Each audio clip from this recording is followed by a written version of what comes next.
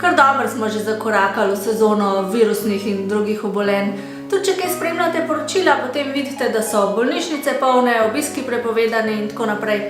Kaj pa, če kar naenkrat tudi vi zbolite, tako kot je prejšnji teden Aleš?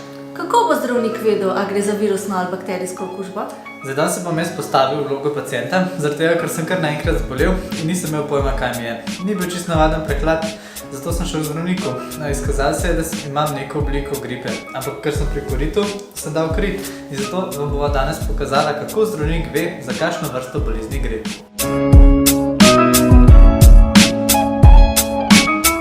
Živijo in dobrodošli nazaj na kanalu diagnostičnega laboratorija Medicare Plus, kjer vam laboratorijske podgance prinašamo zanimive vsebine z področja osebne diagnostike, vas pa peljemo tudi v zadnje laboratorije, zato da boste videli, kaj se dogaja z vašimi vzorci. In danes vam bomo predstavila 5 najpogostejših metod, ki jih uporabi zdravnik za razlikovanje virusnih ali pa bakterijskih okužb. Prvi, najpogostejši znak je povišana telesna temperatura oziroma vročina. Vročina je sicer naravni obrambni mehanizem telesa, s katero se naš telo bori proti okužbi. Zato vročine ni treba takoj zbirati, dokler ne naraste nekje na 38,5 stopinj. Normalno je, da vročina vztraja nekje 3 do 5 dni, vse, kar je pa več od tega, je pa že treba podrobneje raziskati.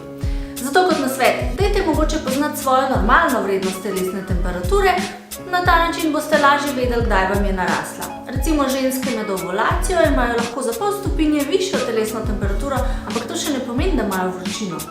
In pri virusnih okužbah je praviloma temperatura nekje do 38 stopinj. Medtem ko je pri bakterijskih okužbah praviloma temperatura še višja od tega in je zato med 38 in 40 stopinj. To je verjetno zato, da telo ustvari neugodne pogoje za razmnoževanje bakterij. Naslednji je CRP oziroma C-reaktivni protein. Gre za vnetni parameter, s katerim lahko razlikujemo, ali gre za bakterijsko oziroma virusno okužbo. V primeru, da gre za virus oziroma virozo, bo CRP nemerljiv oziroma nižji od 30. Če pa gre za bakterijsko okužbo, potem bo CRP zelo visok. Torej bo koncentracija izmerjena v krvi med 60, lahko pa tudi še več, tudi nekje do 300 se da izmeriti. Naslednje so krvne celice oziroma različni levkociti. Kadar naš imunski sistem deluje dobro, ima naše telo vrsto orožij, s katerimi se bori proti bakterijam in proti okužbam. Če nas napada virusna okužba, bo praviloma telo izdelovalo več limfocitov in monocitov. To so posebne vrste belih krvnih celic, se pravi levkocitov, in so del našega imunskega spominskega sistema in zato tvorijo specifična protitelesa proti točno določenem antigenu, se pravi proti virusu. Praviloma zato, če ste preboleli neko virozo, ne boste takoj spet zboleli za istim virusom, saj ste že zaščiteni in telo točno ve, kako se odzvati na to okužbo. Če pa naše telo napadajo bakterije, bodo praviloma zvišane celice granulocitne vrste, torej nevtrofilci, ki poskušajo nevtralizirati bakterijo. Nevtrofilcev je predvsem veliko na področjih, kjer bakterije lahko vstopajo v naš organizem. To so na primer različne sluznice, dihala in podprte rane. Naslednja je sedimentacija. Sedimentacija je spontano sesedanje eritrocitov zaradi teže celic. V primeru okužb so potrebe po krvi in s tem potrebe po eritrocitih večje, zato so te celice nepravilnih oblik, manjše in dostikrat okužbo spremlja tudi anemija. V tem primeru bo sedimentacija povišana. Sicer pa sedimentacija sama po sebi ni specifičen pokazatelj vnetja. Lahko pa v kombinaciji z drugimi testi pokaže na virusno ali pa bakterijsko okužbo. V tem primeru bo o bakterijski okužbi sedimentacija povišana. In še zadnja, 5. možnost, da neposredno ugotovimo, za kater virus ali pa bakterijo gre. Obstajajo določeni hitri imunokromatografski testi, s katerimi odkrijemo neposrednega povzročitelja okužbe. Ti testi so razviti predvsem za najpogostejše okužbe, to so recimo angina, infekcijska mononukleoza in tako naprej. Če imamo pozitiven rezultat tega testa, potem lahko z veliko gotovostjo trdimo, za katero vrsto obolenja gre. Naprimer, bakterije streptokoki tipa A so pogosti povzročitelj angine in jih najdemo v grlu. Pri infekcijski mononukleozi pa iščemo protitelesa proti virusu Epstein-Barr. Vkolikor najdemo v krvi prisotnost teh protiteles, to pomeni, da se naš imunski sistem bori z virusom.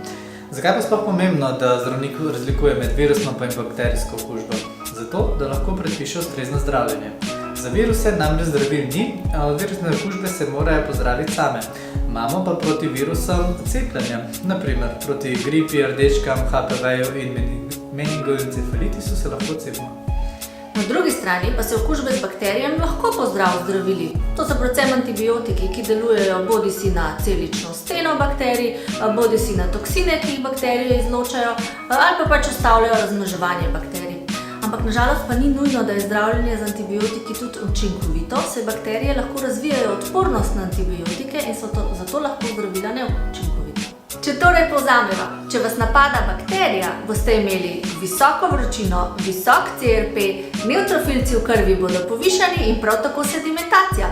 In če zdravnik lahko določi povzročitelja, vam bo najverjetneje predpisal ustrezno zdravilo.